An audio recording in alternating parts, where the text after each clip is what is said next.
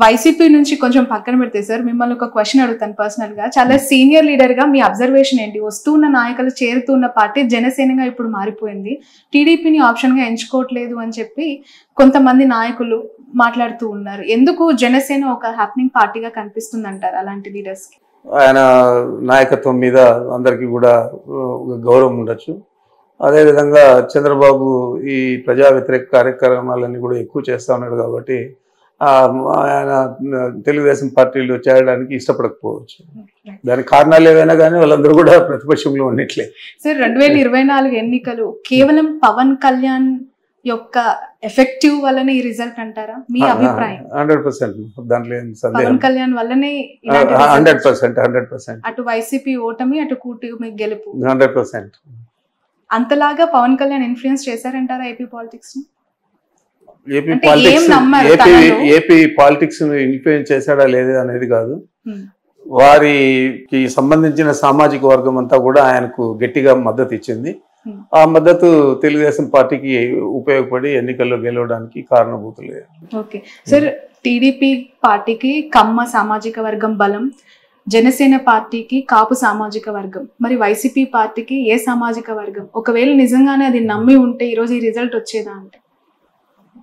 లేదు, లేదు. రెడ్లంతా కూడా చాలా మంది వ్యతిరేకం చేశారు.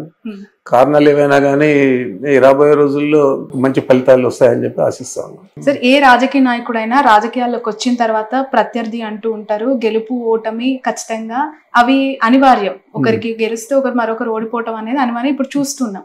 కానీ మీకు చంద్రబాబు నాయుడుకి మీరు చదువుకునే దశ నుంచే గొడవలు ఉన్నాయి అని ఏంటి సార్? అసలు ఎందుకు కొట్టాల్సి వచ్చింది? ఇప్పటి వరకు ఆ కొట్టిన ఇష్యూని ఇంకా కంటిన్యూ చేస్తున్నారు అనేది జగన్ గారు చేసిన కమెంట్.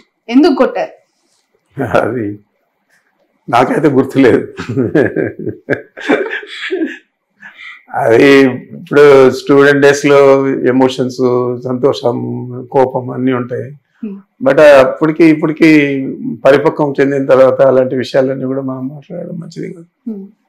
చంద్రబాబు నాయుడు గారు మీరు క్లాస్మేట్సా సార్, లేదంటే సీనియర్ జూనియర్ కైండ్ ఆఫ్? ఆయన నాకు senior. 1 year సీనియరా? 2 years senior. Okay, right sir. Sir, ఎప్పుడైనా ఇన్ ఫ్యూచర్ జగన్ గారు, షర్మిల గారు కలిసే అవకాశం ఉందని ఏమైనా భావించే అవకాశం? కుటుంబమే కదా మా, ఎందుకంటే ఈ స్థాయి బ్రదర్ అండ్ సిస్టర్స్ కాబట్టి ఏ స్థాయి కాంట్రవర్సీ అయినా కూడా సంస్కోవచ్చు, చెప్పలేము. ఎందుకంటే పార్టీకి ఇప్పుడు ఒక ఇబ్బందికర వాతావరణము, తను ఉండుంటే బాగుండేదని అభిప్రాయపడుతున్న కార్యకర్తలు కూడా ఉన్నారు. ఒకవైపు ఈ వైరం చూస్తూ ఉన్నాం, ఎలా చూడాలంటారు దీన్ని? ఏదైనా ఈ కాలమే నిర్ణయిస్తుంది. రైట్ సార్, ఇంత 11 సీట్లకి పరిమితమైన ఈ ఓటమి పైన మీ విశ్లేషణ ఫైనల్ గా ఏంటి? ప్రధాన కారణాలు, ఎందుకు అటువైపు ఎక్కువగా మగ్గు చూపారు? మీరు ఇంత సంక్షేమం చేసినా ఎందుకు ఓడిపోయారు? కారణాలు ఏదైనా కానీ మనము రియాలిటీగా చూస్తే మనకు 11 శాసనసభ స్థానాలు వచ్చాయి. కాకపోతే మా అందరికీ కూడా మా నాయకుడి మీద నమ్మకం, అదేవిధంగా అతనికి ప్రజలు ఇచ్చిన మద్దతు 40% ఓట్లు ఇచ్చారు. అందరూ కలిసి కూడా 5-6% తేడాతోనే ప్రభుత్వాన్ని సాధించారు.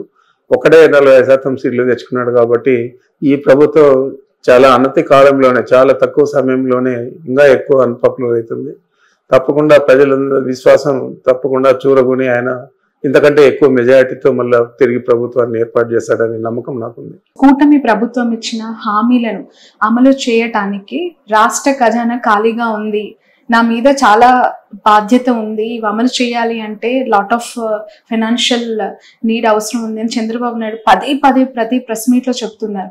మొత్తం డబ్బా పెట్టని ఖాళీ చేసేసింది వైసీపీ ప్రభుత్వం, అంటే సంక్షేమ పథకాలకే ఇచ్చేసారు, ఇంకా అమౌంట్ ఏమీ లేకుండా చేసేసారు అనేది ఎలా క్లెయిమ్ చేసుకుంటుంది వైసీపీ దీన్ని? ఈరోజు మనం పరిస్థితి చూస్తే 2019 ఎన్నికలైన తర్వాత జగన్మోహన్ రెడ్డి గారు ఏమైతే హామీలు ఇచ్చారో అవన్నీ కూడా తూచా తప్పకుండా అమలు చేస్తాం 2024 దాకా కూడా.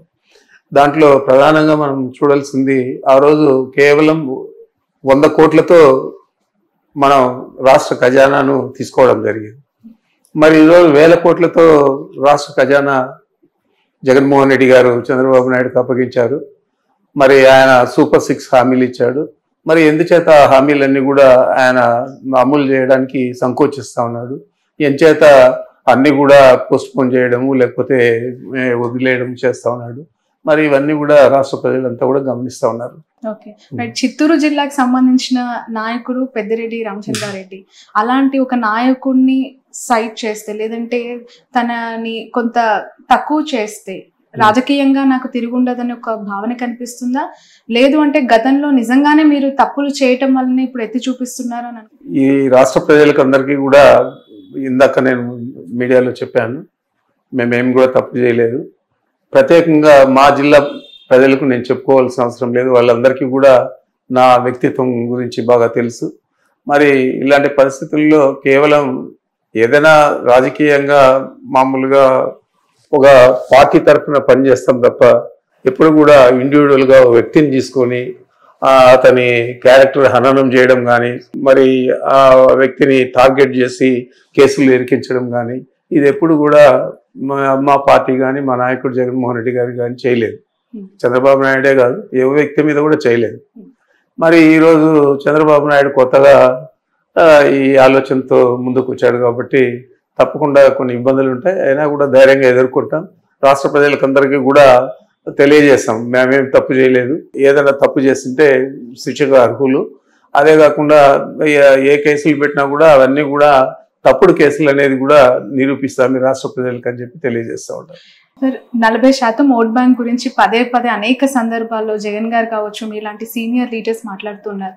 రాబోయే 5 ఏళ్ళు దాన్ని అలాగే కంటిన్యూ చేయటం కాదంటారా? అది తప్పకుండా నిలబడుతుంది. ఎందుకంటే చంద్రబాబు నాయుడు గారే మా ఓట్లు చెక్కు చెదరకుండా నిలబెట్టేదే కాకుండా మాకు విజయానికి కావాల్సిన ఓట్లు కూడా చంద్రబాబు నాయుడే మాకు ఇస్తాడు. ఎంచేతంటే ఆయన హామీలు నెరవేర్చడంలో విఫలం అవడం కానీ, ఆయన దౌర్జన్యాలు పెచ్చుమీరిపోవడం కానీ, ఆయనకు సహించరాని కోపము, ఆవేదన, కుట్ర అన్నీ కూడా ప్రతిపక్షాల మీద అవన్నీ కలిసి తప్పకుండా మాకు అత్యధిక మెజారిటీ సాధించే విధంగా చంద్రబాబు నాయుడే దోహదపడతాడు.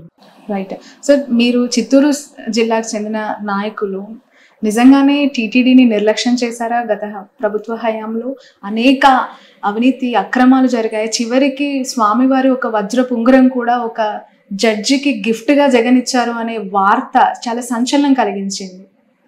అలాంటి దుశ్చర్యకు ఎప్పుడు కూడా జగన్మోహన్ రెడ్డి గారు పాల్పడాడు. వారికి క్రిస్టియానిటీ మీద ఎంత ప్రేమ ఉందో అంతే ప్రేమ హిందూయిజం మీద కూడా ఉంది. హిందూయిజాన్ని గౌరవించేది కాదు, ఆయనకు భక్తి ఉంది. దేవాలయాలన్నీ కూడా సందర్శిస్తాడు, స్వాములందరినీ కూడా పీఠాధిపతులందరూ కూడా కలుస్తాడు. అదే కాకుండా మీరు చూశారు సుందరీకరణ పేరుతో అనేక దేవాలయాలన్నీ నేలమట్టం చేస్తే విజయవాడ పట్టణంలో అవన్నీ కూడా పునర్నిర్మించిన ఘనత జగన్మోహన్ రెడ్డి గారు. 89 డాక్టర్స్ డే స్పెషల్ కుటుంబ సభ్యుల మెడిసిన్ పై 50% తగ్గింపు, డాక్టర్ కన్సల్టేషన్ ఉచితం, డైట్ మరియు ఎక్సర్సైజ్ చార్ట్, ఇమ్యూనిటీ బూస్టర్ మరియు ఫ్రీ కౌన్సిలింగ్, అన్ని రకాల అనారోగ్య సమస్యలకు 89 తో పరిష్కారం.